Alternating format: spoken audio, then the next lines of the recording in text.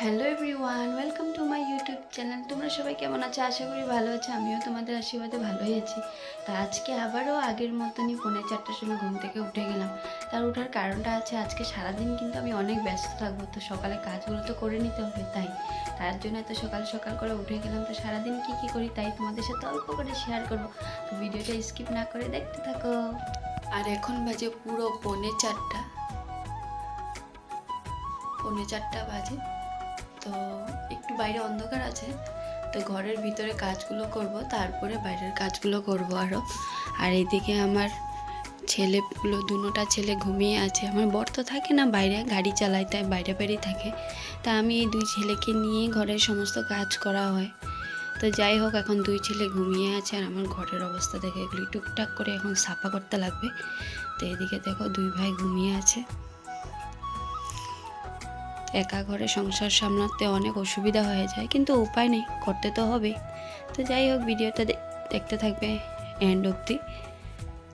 ডাব্বু ঘুম থেকে ওঠার আগে আগে আমার ঘরের সমস্ত কাজগুলো করে নিতে হবে, কারণ ও যদি ঘুম থেকে উঠে যায় তাহলে আমার ঘরের কোনো কাজই হবে না। তাই তো এখন ওরা শুয়ে আছে, আমি ভাবছি তাড়াতাড়ি করে বাসি ঘরটা ঝাড় দিয়ে দিই। আর সকাল সকাল ঘরের বাসি কাজগুলো করতে ভালোই লাগে।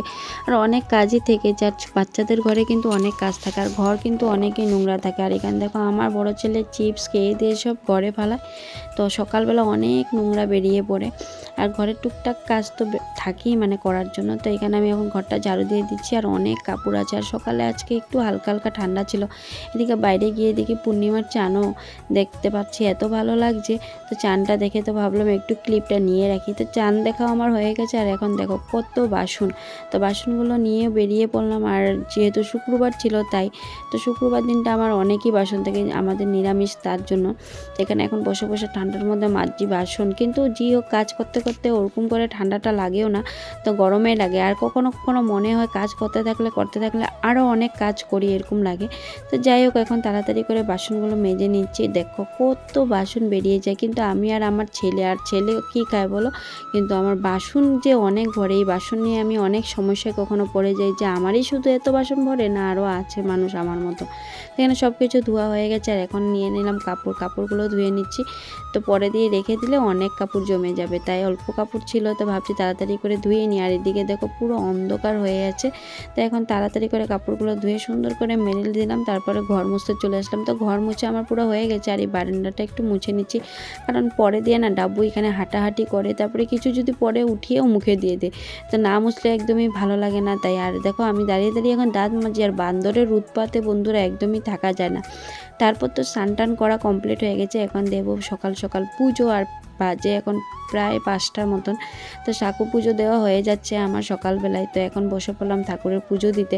যেহেতু পূর্ণিমা ছিল, তো আমি ভাবছি যে না, একটু ভালো করে ঠাকুরের পুজোটা দেওয়া হোক। তো বাবা লোকনাথের স্নান টানও হয়ে গেছে, আর এখন আমি পুজোটা দিয়ে দিচ্ছি। অনেক দিন পরেই মানে ভালো মতন পুজো দেওয়া হচ্ছে, কারণ আমার ডাব্বুর জন্য ওরকম করে পুজোটাও দিতে পারি না, হালকা হালকি করে মানে উপরে উপরে পুজোটা দেওয়া হয়ে যায়। তো এখন শুয়ে আছে, ভাবছি আজকে ভালো করে পুজোটা দেবো। জানি না ঠাকুর সন্তুষ্ট হয়েছে কি না আমার থেকে। তো আমার পুজো দিতে দিতে আমার ডাবু ঘুম থেকে উঠেই গেছে, প্রায় 5টা 15-20 হয়েছিল তখন। এদিকে ডাব্বুকে নিয়ে ধূপকাঠিটা ঘোরালাম, শঙ্করটা বাজাচ্ছি। দেখো মানে কি বলবো, আর আমার সাথে এখন এরকমই থাকবে। তারপর তো ওকে নিয়ে অল্প প্রণাম টনাম করে নিলাম। আর এদিকে আমার পুজো দেওয়া হয়ে গেছে। আর কীরকম হয়েছে একটু তোমরা সবাই কমেন্ট করে আমাকে জানাবে। তারপর চলে গেলাম সকালের প্রার্থনাটা করতে। সাথে আছে আমার বড় ছেলেও যায় আমার সাথে সকালে প্রার্থনাটা করতে।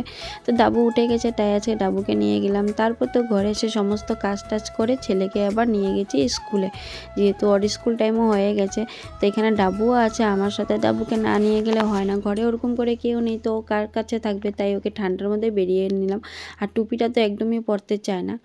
তো এখন আমরা যাচ্ছি, একটু বসে পড়লাম, কারণ কাজ করতে করতে না এত কোমর ব্যথা হয়ে গেছে, মানে কি বলবো। আর এদিকে দেখো ছেলেও দাঁড়িয়ে আছে, আর ওরও অসহ্য লেগে গেছে, কারণ ওর বাসটা আসেনি। তো ফাইনালি এদিকে চলে আসলো ওর স্কুল বাসটা, তখন ও উঠে গেল। আর ভাই কিন্তু পুরো মানে চিনে গেছে ওর বাস, যে এটা ওর দাদার বাস। তো দাদা এখন চলে গেছে, ওকে নিয়ে চলে যাচ্ছি ঘরে, কারণ সকাল থেকে কিছু চাটা খাওয়াই হয়নি, এখন ঘরে গিয়ে খাবো চা। তো এসে পড়লাম ঘরে, এখন তাড়াতাড়ি করে চা বানিয়ে নিলাম। আর এদিকে দেখো আমার ডাব্বু তো বিস্কুট দিয়ে চাটা খেয়ে খেয়ে নিচ্ছি, পরে কিছু খাবো। সকাল সকাল ওরকম করে ভারী খাওয়া খেতে একদম ভালো লাগে না, তাই আমি শুধু চা বিস্কুট বা অন্য কিছু দিয়ে চাটা খেয়ে নিই, পরে দিয়ে আমি খাই মানে ভারী খাওয়াটা। তারপর চলে আসলাম এখানে বিছানা তুলতে, আর ডাবু দেখো খেলা করছে। তো ওকে নিয়ে বিছানাটা তুলে নিচ্ছে। কাজগুলো তাড়াতাড়ি করে নিলে মানে শেষ হয়ে যায়, না হলে অনেক সময় লেগে যায়। ছোটো দিনের বেলা তো, তাই তাড়াতাড়ি করে সময়টা পার হয়ে যায়। তো এখানে আমি এখন তাড়াতাড়ি করে ঘরটা গুছিয়ে নিচ্ছি। আর ডাবুর জন্য কি কাজ করা যায়, ওকে দেখো আমার সাথে ও আমাকে হেল্প করে দিচ্ছে। তো এখানে বিছানার চাদরটা পেতে নিলাম এই সুন্দর করে। আর বিছানাটা গুছা থাকলে মানে ভালো লাগে পরিপাটি। এখানে বিছানাটা তোলা হয়ে গেছে, আর আমার ডাবু দেখো এখন খেলা করছে। তো ওকে এখন বিছানাতে রাখবো। তো বিছানাটা তোলা হয়ে গেছে, আর সকাল থেকে কাজ করতে করতে একদম শরীরটা আর ভালো লাগছে না। অনেক সকালে ঘুম থেকে উঠলাম তো তাই। তো এখানে ডাব্বু এখন ঘুমাবে, ওকেও ঘুম পাতাবো। চাটা খাওয়া হয়ে গেছে। তো ভিডিওটা এখানে আজকে বাই বাই, দেখা হচ্ছে নেক্সট একটা সুন্দর ভিডিওতে। আর যদি ভালো লাগে লাইক কমেন্ট করবে, আর প্লিজ প্লিজ চ্যানেলটা আমার সাবস্ক্রাইব করে দেবে। Bye bye.